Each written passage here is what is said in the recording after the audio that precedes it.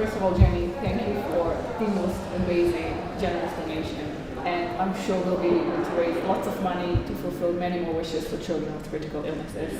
When I looked at this work, what I saw is children helping other children.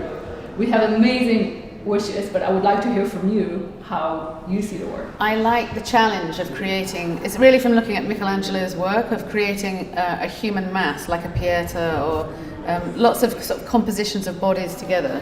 And over the years I've collected Pietas from wartime pictures, and it doesn't matter which culture you belong to, what colour your skin is, what your gender is, there are these moments where the most vulnerable in our society, which are usually children, are carried out of earthquakes or bombings or suicide bombings.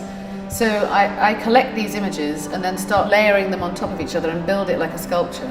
So this obviously can't exist in real life. There's no way that this, you know, it is actually the feat of an army officer carrying someone. I started to layer them up, and I kind of have them around in the studio. If I found another image that I think would work with the composition, I start to draw another image over the top until I feel a sense of balance and humanity, actually. You feel like there's this presence of humanity. And then there was the situation with Afghanistan, so that pushed me to finish it for this show. So, you know, in Afghanistan, there's sort of hopes and dreams, especially of women, of young people who are at school and suddenly can't go to school or want to be a doctor or an engineer, and they can't do it. So that's why I sort of pursued the drawing. And then when you talked to me about the charity, I thought, oh, I've got the perfect piece for this moment where it's just, you know, children together, you're coming out of a situation, which is why it's called Exodus, as though you're going to a better land or something. I like to play with contradictions of form, so the square in the middle, I got the idea from looking at computer screens. You know, when you have JPEGs that are on computer screens and they float with like an Apple computer will use a shadow behind a JPEG that floats on your screensaver.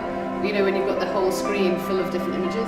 And I like this idea that you can move through time, because you can, on a screen now, you can look at a lot of different images at the same time. So I was trying to see how I could get that into a drawing. So it's got very contemporary technology as an influence and ancient art, really. It's absolutely incredible. Well, this is definitely the highlight of our auction, so thank you so much. Oh, thank you.